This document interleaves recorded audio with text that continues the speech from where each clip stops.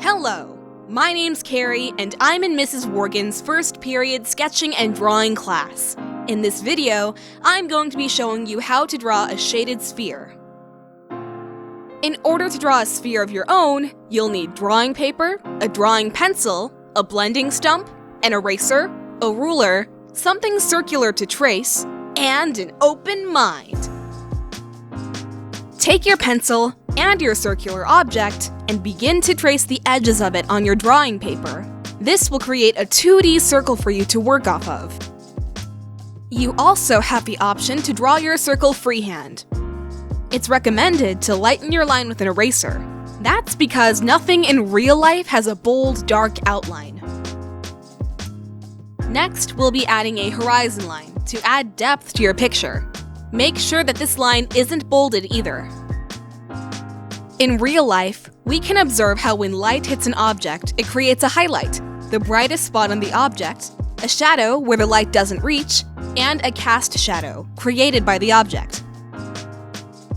Decide where you want the light source to come from, and begin to shade the side of your sphere opposite of the light. We'll want to shade in small, curled lines, since the surface of a sphere is round. Make sure your shading starts out dark. Continue this process, making the curled lines lighter as you get closer to your highlight. How dark or light you make your lines indicates depth. Once you've made a decent amount of progress, take your blending stump and smooth out your lines. This will blend your lines together to create a more realistic look. Now, you gotta repeat this process a few more times, adding layers to really make a gradient. When your sphere is mostly shaded, we can start on the cast shadow. Remember, a shadow is not a reflection, so it shouldn't have a perfect outline. The shadow starts out sharp and dark, right beneath your sphere. Then it extends outwards in a generally oval shape, gradually fading at the edges. Make sure your cast shadow is opposite of your light source.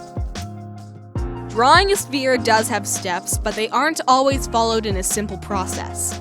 Like any other piece of art, it takes time to create and refine your drawing so you can make it to your liking. Take the time to go back and recolor your sphere and sharpen the edges with your eraser. You don't need to rush.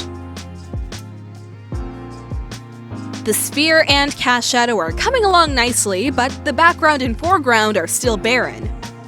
It's important to color the area around your sphere to add depth and make it look like it isn't floating around in empty space. To shade your background and foreground, you can use vertical and horizontal lines, respectively. Make sure to blend with your blending stump.